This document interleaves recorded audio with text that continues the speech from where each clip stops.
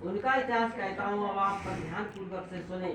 लेकिन सुंदर काशीपुरी नगरी में कहते थे निर्धन गरीब ब्राह्मण रहता था। वो भी ब्राह्मण धूप और प्यास से बेचैन होकर के नित्य पृथ्वी पर घूमता था।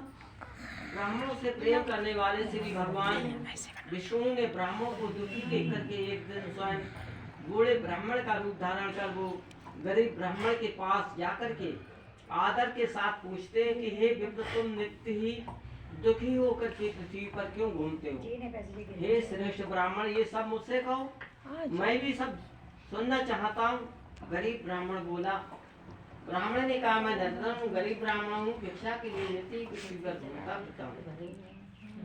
हे भगवान, यदि आप इससे छुटकारा पाने का कोई उपाय जानते हो तो कृपा करके कहिए। वो तो अंतर्यामी स्वयं भगवान है, वो तो सब कुछ जानने में सक्षम है। समय अभी थोड़ा वैसा है ना, कोई जानता होगा, कोई कुछ करता होगा, कोई पूजा में होगा,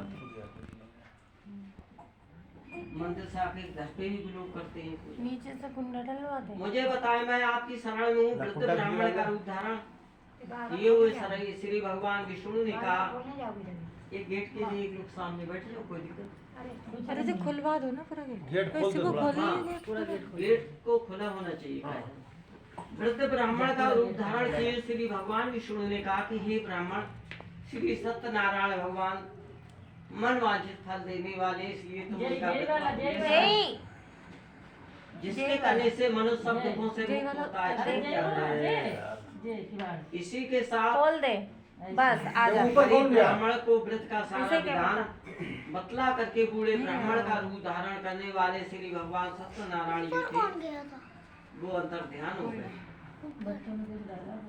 और मन में विचार करने लगे कि जिस व्रत को वृद्ध ब्राह्मण ने बतलाया मैं उसको अवश्य करूंगा। ये निश्चय करके वो गरीब ब्राह्मण घर से चला गया, परंतु उसे रात को ब्राह्मण को नींद नहीं आई था। अगले दिन वो जल्दी उठा और श्री भगवान सत्यनारायण का व्रत करने का निश्चय करके भिक्षा मांगने के लिए चल दिया।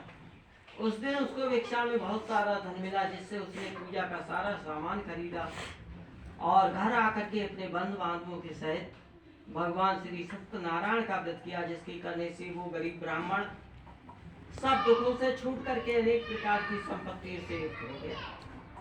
उस समय वो हर महीने विप्र हर महीने व्रत करने लगा और श्री भगवान सत्यनारायण के व्रत को जो शास्त्र विधि के अनुसार श्रद्धा के पूर्वक करेगा वो सब पापों से छूट करके मोक्ष को प्राप्त होगा। आगे जो मनुष्य पृथ्वी पर श्री भगवान सत्यनारायण का व्रत सब दुखों से छूट जाएगा। इसी तरह नारद जी से सत्यनारायण भगवान का कहा हुआ ये व्रत मैंने आपके समक्ष कहा है। हे विप्रो, अब आप और क्या जानना चाहते हैं मुझे बताएं। ऋषियों ने कहा, हे मुनीश्वर, संसार में इसी विप्र से सुन करके और किस किसने इस व्रत को किया है वो भी सब हम जानना चाहते हैं। इसके लिए हमारे मन में श्रद्धा है, भक्ति है। श्री सूत जी ने कहा कि हे मुनियों, जिस जिस प्राणी ने इस व्रत को किया है उन सब की कथा सुनो। एक समय वह ब्राह्मण धन और ऐश्वर्य के अनुसार बंधु बांधवों के साथ अपने घर पर व्रत कर रहा था। उसी समय वहां एक लकड़ी बेचने वाला बूढ़ा व्यक्ति वहां पर आया और उसने सिर पर रखा लकड़ियों का गट्ठर तो बाहर रख दिया और विप्र के मकान में चला गया। प्यास से दुखी लकड़हारे ने विप्र को व्रत करते देखा और वो प्यास को तो भूल गया। उसने विप्र को नमस्कार किया और पूछा कि हे पूजन कर रहे हैं, इस व्रत को करने से क्या फल मिलता है, किस फल की प्राप्ति होती है, मुझे बताएं। ब्राह्मण ने कहा, ये सभी मनोकामना को पूरे करने वाला ये भगवान सत्यनारायण का व्रत है। इनकी ही कृपा से मेरे यहाँ धनदान आज की वृद्धि धन की प्राप्ति हुई है। विप्र से इस व्रत के बारे में जान करके लकड़हारा जी का बहुत प्रसन्न हुआ। भगवान का चरणामृत लेने के बाद और भोजन करने के बाद वो अपने घर को चला गया। अगले दिन लकड़हारे ने अपने घर में संकल्प किया कि आज इस गांव में लकड़ी बेचने से जो भी धन प्राप्त होगा उससे मैं भगवान सत्यनारायण का उत्तम व्रत करूंगा। ये मन में विचार करके वो लकड़ियां लकड़हारा जो था लकड़ियों का गट्ठर अपने सिर पर रख करके ऐसे सुंदर नगर में गया जहाँ की धनवान लोग रहते थे।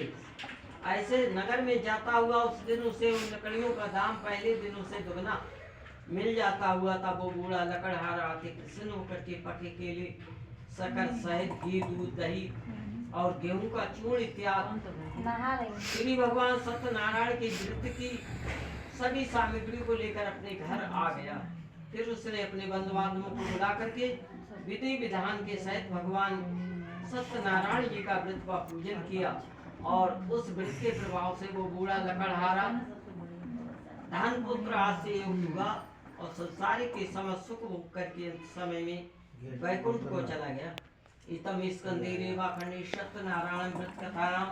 बोलो सत्यनारायण भगवान की जय, बोलो विष्णु भगवान की जय। चला दे।